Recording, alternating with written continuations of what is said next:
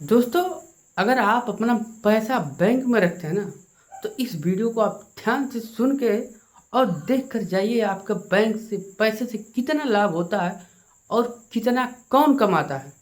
ये मैं सब आप सबके बारे में आज सब कुछ खोल के रख दूंगा, जिससे आपको ये पता चलेगा आपके बैंक और पैसा कितना सुरक्षित है और कितना असुरक्षित है। चलिए शुरू करते हैं, ध्यान से सुनिएगा। दोस्तों, मान लीजिए आपके खाते में 2-4 लाख रुपए है।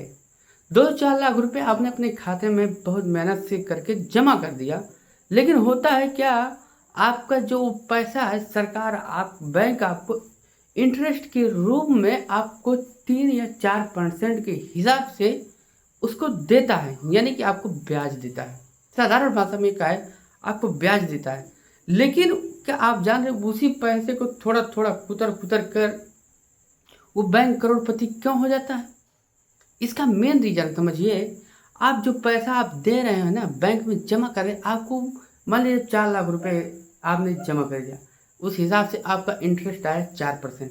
4% के हिसाब से जो भी आपका पैसा बनेगा बैंक आपको प्रोवाइड कराएगा मात्र। और 1 साल 1.5 साल 2 साल जिसका जैसा नियम होता है उसी के हिसाब से ये पैसा प्रोवाइड किया जाता है।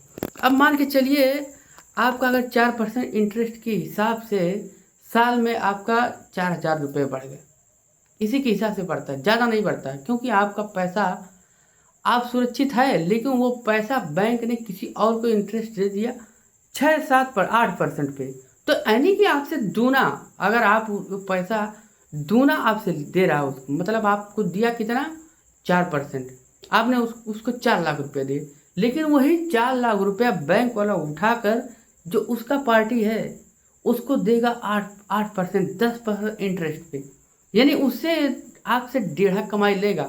आप जरा सोचिए, आपका पैसा जो आपने 4 लाख रुपया दिया, आने वाले समय में आपको कितना देगा? 10% के हिसाब से तो देगा नहीं, 4% का इंटरेस्ट, क्योंकि बैंक जितना भी लोन देते हैं 4% के हिसाब से वो देते हैं। और आपको 4% इन्वेस्ट करके और उससे जो विपक्ष जो दूसरे वाले को बैंक ने पैसा अपना दिया उससे 10% का इंटरेस्ट देता है। दोस्तों जरा सोचिए, आपकी और उसके बीच में मात्र 6% का इंटरेस्ट हुआ।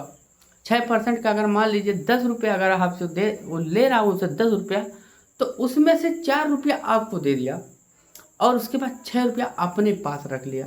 जरा सोचिए, यही बैंकों की असली कमाई होती है।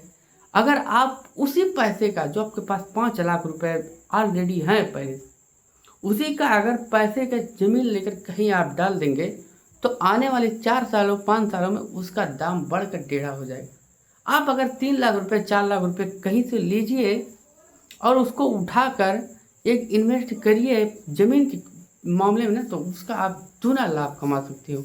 इसी तरह बैंक भी कमाई करता है और दूसरों को इंटरेस्ट देकर, लेकिन आप वो पैसा बैंक में क्यों रखते हो? इससे आपका लाभ कुछ नहीं होता। अगर वही पैसा आप अगर कहीं और बिजनेस में लगाते, ज़मीन खरीदते, कुछ और रखते हैं, तो याद रखिए आपको दूना लाभ होता, क्योंकि आपका इंटरेस्ट आपको 4% दे रहा है मात्र 2 साल में 1 साल में, क्योंकि बैंक का जो नियम होता है वो उसी के हिसाब से। अगर वही पैसा आपने उठाकर कहीं ज़मीन खरीदने में लगा दिया, कुछ और बिजनेस में लगा दिया, तो जाहिर सी बात है उसका जो 4% का इंटरेस्ट है वो बढ़कर आपका 10% इंटरेस्ट हो जाएगा, जिससे आप आने वाले समय में लाखों रुपए महीने कमा सकते हैं। दोस्तों बहुत ज्ञान की बात बता रहा हूँ, इसको ध्यान से सुनकर जाइएगा। और आप अगला पैसा कहाँ इन्वेस्ट करना चाहिए? कंपनी में नहीं, आप सबसे अच्छा है कि आप कहीं ज़मीन खरीद कर छोड़ दो।